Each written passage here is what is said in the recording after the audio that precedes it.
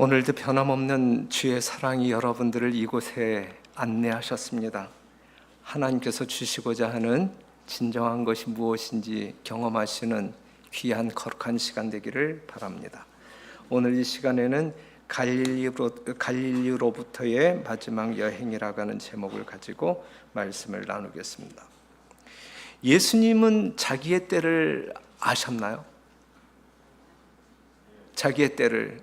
그렇기 때문에 내 때가 아직 이르지 아니하였다, 내 때가 아직 이르지 아니하였다, 자기의 때를 알고 사셨습니다.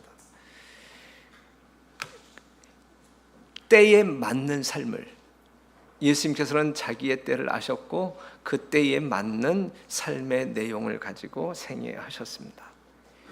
이제 우리가 지금 공부하는 이 시간은 예수님이 이제 마지막 때, 십자가의 때, 그래서 생애의 마지막이 되었음을 알고 예수님께서 이제 생애를 하시는데, 그래서 이 생애하시는 방법, 일하시는 방법도 달라지셨어요. 지금까지 예수님의 삶은 드러내지 않는 사역, 자기 자신을 감추는 사역. 그래서 내가 그리스도라고 하는 사실을 다른 사람들에게 고하지 말라. 다른 사람들에게 알려지는 것을 경계해 왔잖아요. 그렇죠? 그리고 백성들의 이 경배를 받으시는 것을 사양해 오셨고, 그 다음에 그리스도라고 하는 선언을 제자들로 하여금 아직 때가 아니니까 말하지 마, 이제 이런 식으로 생애를 해 오셨다고 하면, 이제 마지막 때는 드러나지 아니하는 그러한 생애의 방법이 아니라 드러내는 그러한 방법으로 전환됩니다. 예수님께서. 이제 그 삶의 내용이 이제 전환되기 전에는 그 예수님의 형제들이 이제 초막절에 당신이 메시아라고 하면 왜 이렇게 가만히 숨어 있어? 이젠 좀 드러내지. 우리와 함께 예루살렘에 올라가서 내가 메시아다 한번 선언해. 이제 그렇게 요청했잖아요. 그렇죠? 형제들이. 그 형제들이 예수님을 넉넉히 이해하지 못했기 때문에 이제 그러한 식으로 이야기했고, 그런데 이제 이 예수님 마지막 때 이제 어떠한 현상이 벌어지냐면, 이제 숨기는 것이 아니라 아주 대중적인 방법으로 예수님이 이제 어떤 그 생애를 선회합니다. 그 다음에 그의 행차를 알리기 위해서 가기 전에, 내가 만약에 갈릴리로 간다고 하게 되면 가기 전에 전령을 보내. 예수님 이제 오실 거니까 다 우리 준비하고 기다리자, 이런 식으로 전령을 보내. 전령을 이제 드러내는 그러한 생애로 이제 전환이 되는데, 그 다음에 모든 사람이 볼 수 있도록 하기 위해서 높은 곳에 위치해서 이제 말씀도 전하고, 이런 식으로. 이거는 예수님의 이 마지막 때, 이제 십자가에 임박한 그 때 전과 후에 예수님의 삶의 방식이 달랐다라고 하는 사실을 볼 수 있어요. 그래서 이제 누가복음 9장 51절에 있는 말씀을 보게 되면, 예수께서 승천하실 기약이 차감해 예루살렘을 향하여 올라가기로 굳게 결심하고 그랬는데, 예수님이 예루살렘에 올라가시겠다고 하니까는 제자들은 가지 말라, 가면 죽는다 그랬거든요. 그럼에도 불구하고 예수님은 제자들의 이 만류에도 불구하고 예루살렘을 향하여 올라가기로 굳게 결심하고 이제 올라가신단 말이야. 이게 삶의 방식이 달라졌어요. 때에 따라서 예수님의 삶의 방식이 달라졌다라고 하는 사실이죠. 오늘 이 시대의 우리 성도들의 삶도 연령에 따라서, 또는 때의 어떤 이 시대의 어떤 그 때에 따라서 우리의 삶의 모습은 달라져야 돼요. 그렇죠? 내가 예수님을 처음 받아들였을 때와 지금 나의 삶의 방식이 달라져야 될 것이고, 그 다음에 예수님의 재림이 임박하기 이전의 삶과 지금 예수님의 수많은 재림의 징조들이 우리 눈앞에서 아주 이렇게 왕성하게 일어나고 있는 이때에 우리의 삶은 달라져야 합니다. 우리는 때를 아는 사람들이 돼야 돼요. 때를 분별할 수 있는 지혜와 능력이 있는 사람들이 되어야 돼요. 그 때를 분별하고자 하자라고 하는 것은 그 때에 맞는 삶의 방식을 택하기 위해서 때를 알아야 된다라고 하는 사실입니다. 예수님도 자기의 때를 알고 생애하셨던 것처럼 여러분들도 여러분들의 때가 어느 시점에 있는지 자각하시고 거기에 걸맞는 그러한 생활 방식이 나타나게 되기를 간절히 바랍니다. 이제 예수님께서는 생명을 버리실 때가 온 거예요. 박해와 거절과 정죄와 죽음으로 나아가기로 굳게 결심합니다. 자, 모든 이스라엘 백성들의 눈이 그들을 치료하기 위하여 세워진 상징물인 들린 뱀을 쳐다보아야 되었던 것처럼 모든 사람의 눈은 잃어버린 세계의 구원을 가져다 준 희생 제물인 그리스도에게로 이끌려야 하였다 그랬어요. 이제 예수님은 이제 드러나는 그러한 생애를 통하여 모든 사람들이 이제 예수님의 십자가를 바라보도록, 그리하여 모든 사람들이 구원에 이를 수 있도록 지금 행보하고 있음을 볼 수가 있어요. 자, 예수님께서 예루살렘으로 올라가기로 굳게 결심하셨다 그랬는데, 이때 예수님의 마음은 상당히 아픈 마음으로 올라가셨어요. 그 아픈 마음이 뭐냐면 자기가 이제 죽으실 거에 대한 어떤 거기에서 느껴지는 그러한 아픔이 아니라 실제적으로 이 제자들의 상태를 볼 때 제자들은 여전히 이 공포와 실망과 불신 가운데 지금 놓여져 있는 것이거든요. 그러한 마음 상태, 그러한 상태의 제자들과 함께 예루살렘, 더군다나 예루살렘은 지금 어려운 일, 심지어는 예수님의 목숨을 노리는 그 상황이 지금 기다리고 있잖아요. 그래서 참 가기 싫어하고 있잖아, 제자들이. 그럼에도 불구하고 이제 가야 할, 그래서 이 제자들의 마음 가운데 준비되지 아니한 이 제자들의 마음 가운데 불편함을 줄 것 같은 그러한 마음으로 예수님은 또 불편해하셨다, 고통하셨다라고 하는 기록이 있어요. 자, 이제 죽으시기 위하여 준비된 마음으로 예루살렘으로 올라가시는 그 예수님의 그 행복 가운데 이 사단이 가만히 있었겠어요? 예수님이 이 땅에 오셨을 때에 정말 금식한 다음에 이 광야에서 이 사단의 수많은 유혹이 있었던 것처럼 예수님 마지막 때에도 이 사단이 가만히 두지 않아요. 이제 동행하면서 속삭이기를, 왜 그는 이제 죽음이 확실한데 예루살렘으로 가셔야 하는가? 가지 마. 이제 사단도 가지 말라니. 왜 죽음을 보면서 너 예루살렘으로 가려고 하느냐? 가지 마. 그 다음에 왜 그는 그의 은혜의 말씀과 병 고치는 능력을 가지고 세계적인 넓은 분야로 나아가지 않는가? 정말 세상 모든 사람들에게 병을 고치는 능력을 행사하게 될 때에 또 기가 막힌 교훈적인 감동적인 설교를 하게 될 때 얼마나 많은 사람들이 박수를 보내고 경의를 표하려고 하는. 근데 왜 그 세상으로 안 나가고 왜 죽으러 가느냐? 왜 십자가에 죽으러 가느냐? 이제 사단은 그렇게 이제 유혹을 하는 거예요. 왜 그는 어두움과 슬픔에 쌓인 무수한 사람들에게 광명과 즐거움을 주는 기쁨을 맛보지 않는가? 어찌하여 믿음이 아주 약하고 이해력이 매우 둔하고 일하는데 그처럼 느린 제자들에게, 이 어리석은 정말 무식한 제자들에게 이 추수를 맡기는가? 그러면서 겨우 요람기에 있는 사업을, 이제 예수님의 어떤 이 구원의 사업이 아직 요람기, 이제 초창기에 있음에도 불구하고 왜 그대로 두고 죽으려고 하느냐, 이제 이런 식으로 이제 속삭였단 말이죠. 그러니까 예수님이 십자가에 달리시는 것을 방해하고자 사단이 무진장 애를 썼다라고 하는 사실을 볼 수가 있어요. 볼 수가 있어요. 그러니까 예수님 초창기에 예수님을 넘어뜨리기 위하여, 즉 구속의 경륜을 이루지 못하도록 하기 위하여 맹렬히 공격했던 이 사단이 예수님의 마지막 생애에 있어서도 관여함으로 말미암아 아주 맹렬하게 그 십자가를 피해 갈 수 있도록 공격했다라는 사실을 볼 수가 있어요.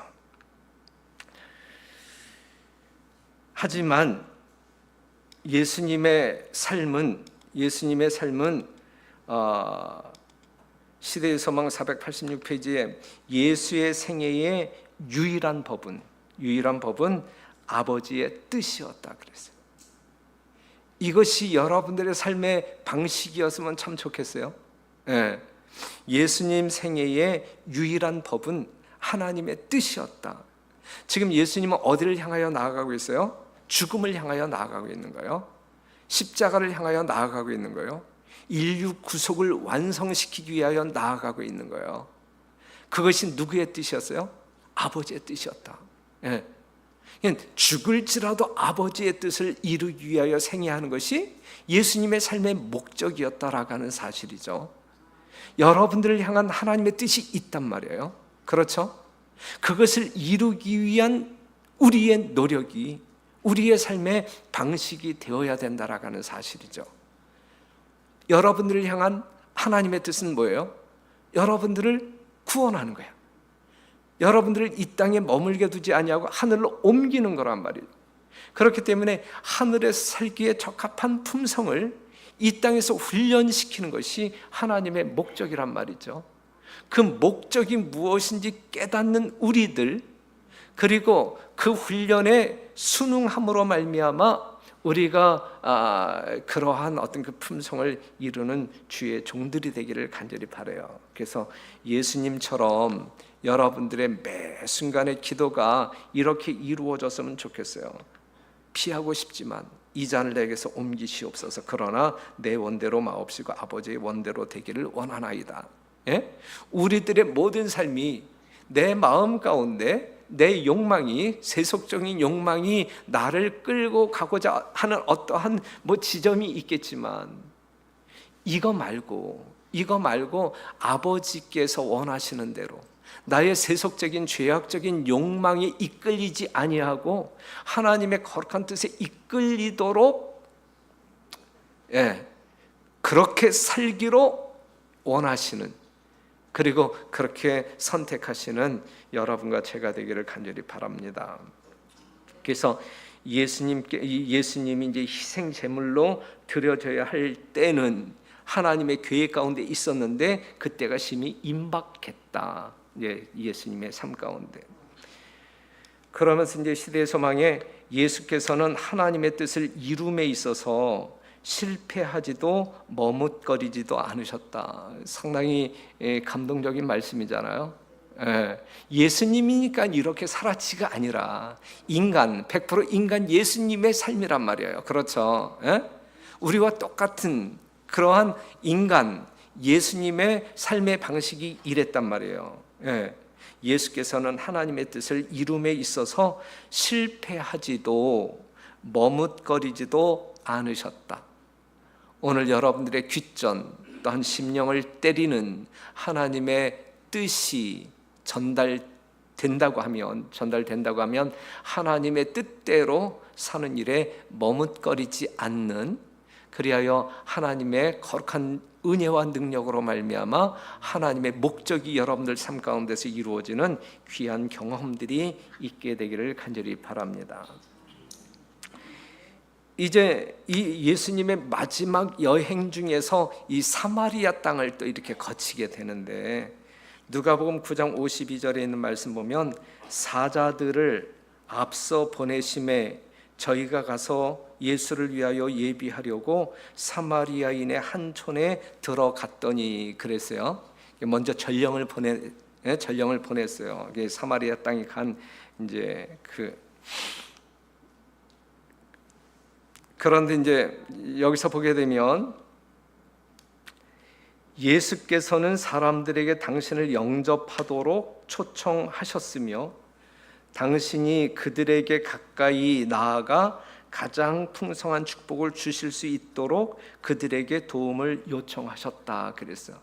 이 사자들을 먼저 보내서 분위기, 그 다음에 예수님께서 정말 그들에게 주고자 하는 축복을 그들이 넉넉히 경험할 수 있도록 그러한 어떤 그 준비를 미리 하도록 하셨단 말이에요. 그냥 과거에는 예수님이 이렇게 하시지 않았어요. 그렇죠? 이렇게 하시지 않았는데 지금 이제 막판에 십자가 직전에 예수님은 이런 식으로 아주 적극적으로 그 다음에 모든 사람들이 하나님의 축복을 경험할 수 있도록 아주 간절한 마음으로 이러한 노력을 하셨단 말이죠. 하지만 이때에 이 사마리아 사람들은 예수님을 거절했어요. 사자들이 가서 야 예수님 오실 건데 우리 맞이할래? 예수님께서 말씀하실 건데 우리 그 축복의 말씀을 들을래? 그랬을 때 싫어, 우린 싫어. 거절했어요.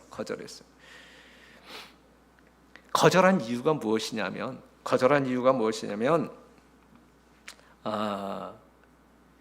자신들보다 이 예수님이 유대인을 더 사랑한다라고 생각했기 때문에, 사마리아 사람인 자기들보다 유대인들을 예수님이 더 사랑한다라고 생각했기 때문에 그 질투의 마음으로 말미암아 예수님을 거절했어요.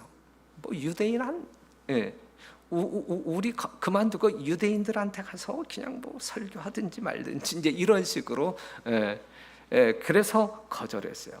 그런데 그 거절의 결과는 엄청난 거죠. 그들은 하늘에서 주신 가장 큰 선물을 그들의 문간에서 쫓아내고 있다는 것을 거의 깨닫지 못하였다 그랬어요. 하늘에서 사람들에게 줄 수 있는 가장 큰 선물, 그건 바로 예수님의 생명이에요. 예수님의 죽음이에요. 여러분들의 영원한 생명이에요. 그렇죠?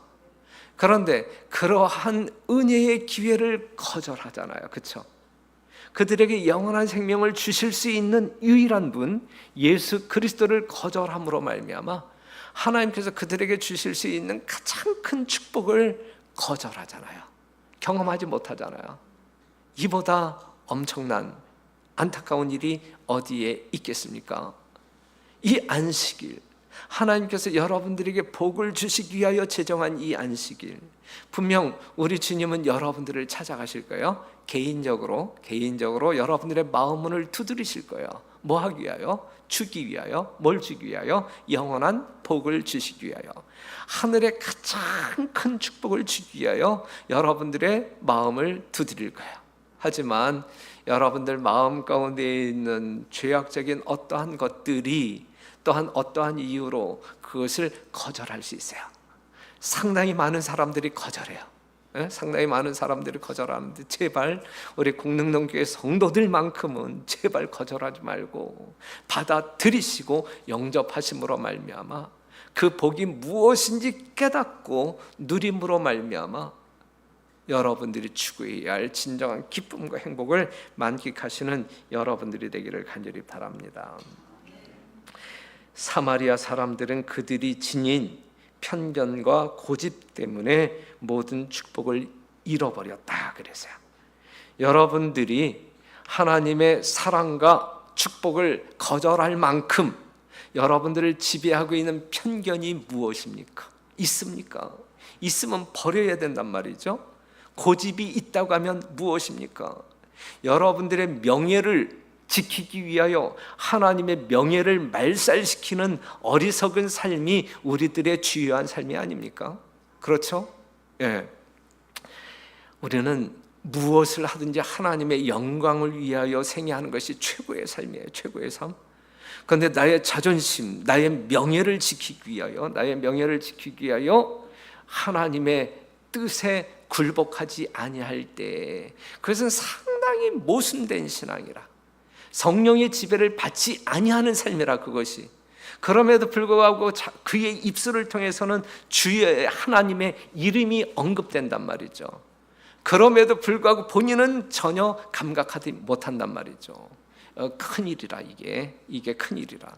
이것이 우리의 양심을 무디게 만드는, 성령의 세미한 음성을 자꾸 거절함으로 말미암아 큰 음성까지도 거절하게 되는 아주 불상사가 일어난단 말이죠. 그러자 이제 이 예수님의 제자인 이 야고보와 요한이 이제 화가 났어요. 감히 우리 예수님은 정말 당신들을 위하여 이러한 축복의 보따리를 가지고 오는데 그것을 마다하고 거절해? 그래서 이제 화가 났지요. 그래서 이제 그들이 이렇게 예수께서 예루살렘을 향하여 가시는 거로 저희가 받아들이지 아니하는지라. 제자 야고보와 요한이 이를 보고 가로되 주여 우리가 불을 명하여 하늘을 쫓아내려 저희를 멸하라 하기를 원하시나이까. 그랬어요. 자, 이 말씀을 보게 되면 이 야고보와 요한은 지금 누구의 명예가 실추됨을 상당히 기분 나빠하고 있는 거예요. 예수님이야. 그렇지, 예수님. 그러면서 이러한 사람들을 이렇게 취급할까요? 누구를 위한 열정이고 충성이에요? 예수님을 위한 열정이고 충성이잖아요. 그렇죠? 그렇다고 하면 그러한 마음을 소유한 그들을 예수님께서는 칭찬해야 마땅한 거 아닌가요? 예? 그런데 이러한 제자들의 반응을 우리 주님께서 기뻐하셨는가요? 기뻐하셨어요? 기뻐하시지 않았어요? 예? 기뻐하시지 않았단 말이죠. 기뻐하시지 않았단 말이죠. 기뻐하시지 않는 예수님의 모습을 보고 이 제자들은 놀란 거야. 그렇죠? 그런데 그것보다 더 놀란 것은 뭐냐면 기뻐하지 아니하고 슬퍼하시는 예수님의 모습을 보고서 상당히 놀랐는데 그것보다 더 놀라게 한 것은 뭐냐면 자신들을 꾸짖는 거예요. 자신들을 꾸짖는 거예요. 예수께서 돌아보시며 꾸짖으시고 함께 다른 촌으로 가시니라 그랬어요. 여기 있는 또 다른 번역을 보게 되면 그 시대의 소망에 나와 있는 그 인용 번역본인데 가라사대 너희는 무슨 정신으로 말하는지 모르는구나. 인자는 사람의 생명을 멸하러 온 것이 아니요 구하러 왔노라 그랬어요. 뭐예요? 뭐가 틀린 거야? 예수님이 그 제자들 자기를 위로하는 자기 편에서 자기에게 어떤 그 용기를 주는 자기를 위하여 무언가를 하는 그러한 어떤 그 제스처가 있었음에도 불구하고 그들을 바라보실 때 슬퍼하시고 꾸짖으시는 이 예수님은 그 이유가 뭐냐고요? 그들을 꾸짖으시는 이유가 뭐냐고요? 이유가 뭐예요? 이유가 그들이 예수님의 제자라면 지금까지 그 예수님께로부터 교훈을 듣고 훈련을 받아왔다고 하게 되면 여러분들이 예수님을 쫓는 사람들이라고 하면 예수님의 정신과 여러분들의 정신이 조화가 돼야지. 조화가. 그렇죠? 지금 이들의 행동은 열정이 있고 충성스러운 모습이라 할지라도 누구의 정신은 아니에요? 예수님의 정신은 아니라 예수님의 정신은 여러분들이 하나님의 뜻을 이룸에 있어서도 여러분들이 하나님의 거룩한 율법을 지킴에 있어서도 하나님의 정신에 입각하여 할 때에 그것이 하나님께 영광이 되는 것이지 아무리 여러분들이 열정적으로 충성스럽게 한다 할지라도 그것이 하나님의 정신과 위배가 거리가 있다고 하게 되면 그것은 여러분들에게도 유익이 안 되고 하나님께도 영광이 안 되는 거예요. 아시겠죠? 정신이 중요해요. 정신이. 우리는 누구의 마음으로 살아야 할 사람들이에요? 예수님의 마음으로, 예수님의 정신으로 살아야 할 사람들이거든요. 그냥 우리가 누구 편에 서는 거 중요하지 않아요. 내가 어떠한 마음을 가지고 어떠한 정신으로 사느냐가 중요해. 그냥 우리는 예수님 안에서 하나이어야 된단 말이에요. 우리끼리 하나는 중요하지 않아. 우리 공릉동 교회 성도들끼리 하나는 중요하지 않아. 우리의 하나됨은 예수님 안에서 하나 돼야 돼요. 예수님의 마음으로 하나 되어야 그것이 하나님께서 원하는 하나된 교회이지. 우리 소그룹끼리의 하나, 우리 공동동끼리의 하나, 이것은 중요하지 않아요. 예수님 마음으로 뭉쳐진 하나가 하나님께서 원하시는 하나다라고 하는 사실을 기억하시고 그 정신에 입각하여 하나님께 영광 돌리는 여러분과 제가 되기를 간절히 바랍니다. 그러니까는 이 제자들은 그렇게 함으로 말미암아 그들에게 겁을 주어서 예수님을 영접하도록 하자, 이제 이런 방법을 지금 제안하고 있는 거잖아요. 하지만 여러분들이 이미 알고 여러분들도 이러한 신앙을 하고 있듯이 하나님께서는 당신을 받아들이도록 사람들에게 강요하는 것은 그리스도의 사명과 아무런 관계도 없다. 양심을 강요하는 것은 사단과 사단의 정신으로 말미암아 움직이는 사람들이 하는 일이다 그랬어요. 예? 양심을 강요하는 것은 사단이 하는 일이고 사단의 정신으로 말미암아 움직이는 사람들이 하는 말이다 그랬어요. 일이다 그랬어요. 예. 그러니까는 우리가 양심의 부담을 주어서 뭐 교회에 나오게 한다라든지 무엇을 하게 한다라든지 이것은 좋은 방법이 아니에요. 하나님의 방법이 아니란 말이에요. 우리 이러한 방법 좀 피했으면 좋겠어요. 목사인 제가 여러분들을 이끌 때 가끔 이러한 방법이 사용되어지기도 해요. 예. 이건 아니야. 이거는 아니야. 예. 그래서는 안 된단 말이에요. 저도 이러한 방법을 쓰지 않을 거예요. 이러한 방법을 쓰지 않을 거예요. 여러분들도 피차간에 이러한 방법이 상용되어지지 않도록 경계하시고 물리치시는 여러분들이 되기를 바랍니다. 의를 위하여 열렬히 일한다는 핑계 아래, 하나님을 위하여 열렬히 일한다라고 하는 핑계 아래 악한 천사들과 동맹한 사람들은 저희 동료들을 저들의 종교적 이념으로 개종시키기 위하여 그들에게 고통을 가져다 준다 그랬어요. 그러나 그리스도께서는 언제나 자비심을 나타내시면서 사랑을 나타내심으로 영혼을 얻으려고 노력하신다 그랬거든요. 그러니까는 우리들의 신앙적인 방식이라든지 선교적인 방식이라든지 사단의 방법이 아닌 그리스도의 방법을 취하는 여러분과 제가 되기를 간절히 바라요. 일단 그 방법을 사용하기 전에 어떤 것이 사단적인 방법이고 어떤 것이 그리스도인적인 방법인지 우리가 배우자고요. 예? 지금 제가 여러분들에게 소개한 이 말씀을 통하여 이것은 아무리 의를 위하여 하나님을 위하여 열정과 충성이라 할지라도 이건 사단적인 방법이구나. 이건 아니다. 이건 아니다. 그리고 그리스도의 방법, 그리스도의 방법을 사용하는 것이 매우 중요하다라고 하는 사실이죠. 예수께서는 영혼 속에 두 적수의 존재를 허락지 않으시며 부분적인 봉사도 받지 않으신다. 다만 그는 사랑의 강권으로 말미암아 마음에서 우러나오는 복종, 즉 자원의 봉사를 원하신다 그랬어요. 이것이 우리들의 신앙의 본질이어야 돼요. 정말 그리스도의 사랑에 이끌려 그 사랑 때문에 하고 싶어서 자원하는 심령으로 하는 것이, 그렇게 하게 될 때에 우리가 하는 어떠한 일들로 인하여 결과가 있든지 없든지 하나님께 영광이 되는 것이지, 그 기타의 방법으로는 우리가 하나님께 영광을 돌릴 수 없다라고 하는 사실을 기억했으면 좋겠습니다. 자, 이 예수님의 마지막 봉사 부분을 보면 마가복음 10장 1절 예수께서 거기서 떠나 유대 지경과 요단강 건너편으로 가시니 무리가 다시 모여 들거늘 예수께서 다시 전례대로 가르치시더니 그랬어요.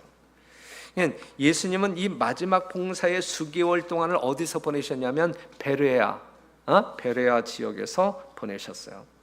여전히 예수님 주변에는 사람들이 모여 들었고 그리스도께서는 초창기에 가르치셨던 문제들을 반복해서 가르치십니다. 여기에 뭐가 있었냐면 제자 훈련이 있었어요. 제자 훈련. 예수님의 제자 훈련은 이중적인 제자 훈련이 있었어요. 먼저 12 제자들을 훈련시켰고 그 이후에 70인 제자 훈련을 시켰어요. 제자 훈련이 끝난 다음에 파송식이 있었어요. 파송식이. 누가복음 10장 1절 이후에 주께서 달리 70인을 세우사 친히 가시려는 각동 각처로 둘씩 앞서 보내시며 그랬는데, 요게 이제 이 70인 제자 훈련 이후에 이제 파송식이고, 맨 처음에 이 12명을 이제 훈련시켜서 둘씩 짝을 지어서 이제 보내셨단 말이에요. 자, 12 제자들이 그들의 첫 개별적인 사명을 띠고 파송되었을 때, 다른 제자들은 갈릴리 전역을 여행하시는 예수와 동반하였다. 그렇게 함으로 그들은 예수와 친밀히 교제할 수 있는 특권을 얻고 직접 개인적인 교훈을 받았었다. 이제 이 큰 무리도 역시 개별적인 사명을 띠고 나아갈 것이었다 그랬어요. 자, 그러니까는 우리가 제자 훈련, 예수님의 제자 훈련 구절을 본다고 하게 되면 12 제자, 그 다음에 12 제자들을 보낸 다음에 이제 그들이 각자 이제 활동하고 있었을 때에 남아있는 사람들 70인을 다시 제자 훈련시켜서 그들을 또 이렇게 파송하는 그러한 장면이 이제 신약 성경 가운데 언급되고 있잖아요. 특별히 예수님의 생애 이 마지막 부분에서 그러한 일들이 일어났는데, 일단 2인 1조로 이제 활동하게 만들었고, 그런데 이제 12 제자를 파송할 때와 70인을 파송할 때의 차이점이 이제 하나 있는데, 이 12 제자들을 보낼 때에는 이렇게 말씀하셨어요. 이 12를 내어 보내시며 명하여 가라사대 이방인의 길로도 가지 말고 사마리아인의 고을에도 들어가지 말고 차라리 이스라엘 집에 잃어버린 양에게로 가라 그랬어요. 12 제자들은 잃어버린 이스라엘 족속들에게 이제 파송이 됐어요. 이 사마리아로도 가지 말고 이방인에게로 가지 말고 오직 유대인들에게 이제 12 제자들을 보냈는데, 그런데 70인을 보낼 때는 어떻게 내용이 달라졌냐면, 70인들이 예수의 이름으로 나아갔을 때에 그들은 첫째로 사마리아의 도시들을 방문하였다 그랬어요. 70인들은 이 사마리아 땅에 가서 이 복음을 증거했단 말이죠. 그리고 예수님은 하늘로 승천하시면서도 이 사마리아 땅의 복음 전도를 잊지 않으셨어요. 그래서 사도행전 1장 8절 보게 되면 오직 성령이 너희에게 임하시면 너희가 권능을 받고 예루살렘, 유대, 그 다음에 사마리아와 땅끝까지 이르러 내 증인이 되리라 그랬어요. 그래서 초창기 예수님의 제자들이 그 마가의 다락방에서 이른비 성령을 이제 경험하고 이제 복음을 증거할 때, 사마리아 땅에 가서 복음을 증거할 때 사마리아 땅에서 상당히 많은 영혼들을 수확했나요? 상당히 많은 영혼들을 수확했단 말이에요. 그런데 그것이 이제 언제 뿌려진 씨앗이냐면 바로 이 70인들이 가서 예수님의 명령을 집행했을 때, 사마리아 사람들이 예수님을 거절하였음에도 불구하고 예수님께서는 그들을 포기하지 아니하고 계속적으로 이 복음을 증거함으로 그 영혼들을 사랑하셨고 구원하시고자 애썼다라는 사실을 볼 수가 있는 거야. 그러한 예수님이 오늘 이 시간에 우리의 강팍해진 그런 심령 가운데 또 찾아오셔서 우리를 자꾸 이제 이 하나님의 말씀으로 심어주고 하나님의 성품을 보여주면서 그리스도의 사랑으로 우리를 하늘로 이끌기 위하여 애쓰시는 그러한 눈에 보이지 아니하는 사역을 우리가 좀 느끼고 경험했으면 좋겠고, 무엇보다도 거절이 아닌 예수님을 영접하는 아름다운 그러한 삶의 모습이 우리의 삶 가운데 나타났으면 좋겠다 생각을 합니다.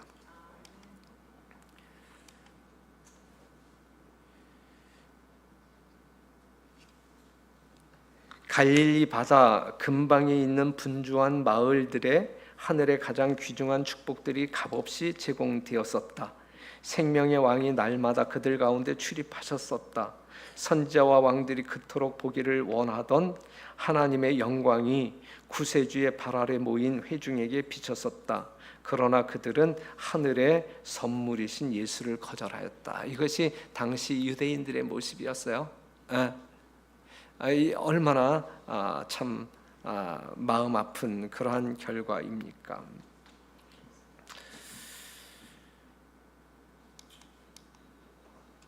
심판 때에 우리가 정죄받게 되는 것은 오류 가운데 빠져 있었다는 사실 때문이 아니요, 무엇이 진리임을 배울 수 있도록 하늘에서 주신 기회를 등한히 한 사실 때문일 것이다 그랬어요. 이것이 우리가 성령을 거역하는 행위가 될 거예요. 하나님께서는 여러분들을 구원하기 위하여, 우리들을 하기 위하여 정말 무제한으로 무수한 기회로 하나님의 사랑 깨닫기를, 진리를 깨닫기를, 우리의 잘못된 죄악된 습관을 고칠 수 있는 기회, 그 다음에 능력, 모든 것을 제공하셨지만 무한히 그럼에도 불구하고 그 기회를 우리가 저버림으로 말미암아 우리가 이제 이러한 운명에 처하게 된다고 하게 되면, 그러한 이유 때문에 우리가 심판에 이르게 될 것이다라고 하는 사실이죠. 이건 하나님께서 배울 수 있는, 그렇기 때문에 마지막 때를 볼수록 우리는 더욱 모이기를 힘쓰라. 뭐하기 위하여?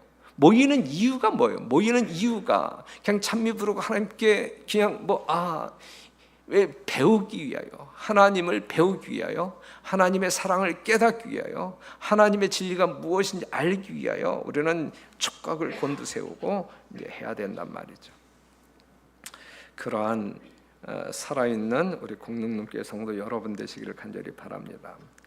파송되어진 70인들이 돌아와서 이제 보고회를 하지요. 활동 보고회를 하는데 신나서 보고하죠. 신나서 70인이 기뻐 돌아와 가로되 주여, 주의 이름으로 귀신들도 우리에게 항복하더이다. 그랬을 때 예수님께서 이제 하신 말씀이 뭐냐면 20절, 그러나 귀신들이 너희에게 항복하는 것으로 기뻐하지 말고 너희 이름이 하늘에 기록된 것으로 기뻐하라 하시니라 그랬어요. 자, 하나님께서는 그들을 보내실 때에 이제 어떻게 하셨냐면, 갈지어다 내가 너희를 보냄이 어린 양을 이리 가운데로 보냄과 같도다 그랬어요. 우리가 이 세상에서 살 때에 삶이 쉽지 않아요. 그렇죠? 잡초가 무성한 이 세상 가운데서 정말 땀을 흘려야 이제 일용할 양식을 얻을 수 있는 어려운 세상 환경 가운데서 우리가 살게 되고, 선교도 쉽지 않단 말이에요. 그렇죠? 너희를 보냄이 어린 양을 이리 가운데로 보냄과 같도다. 이런 어떤 위험이 도사리고 있는 그러한 곳으로 우리가 파송된단 말이죠. 위험하고 힘든 일이에요. 전도라고 하는 것은 상당히 힘든 일. 하지만 해야 할 일이에요. 그냥 거듭난 사람들에게 있어서는 해야 할 일일 뿐만 아니라 하고 싶어서 하는 일이에요. 이것이 전도예요. 하지만 그 전도가 위험하고 힘든 일이에요.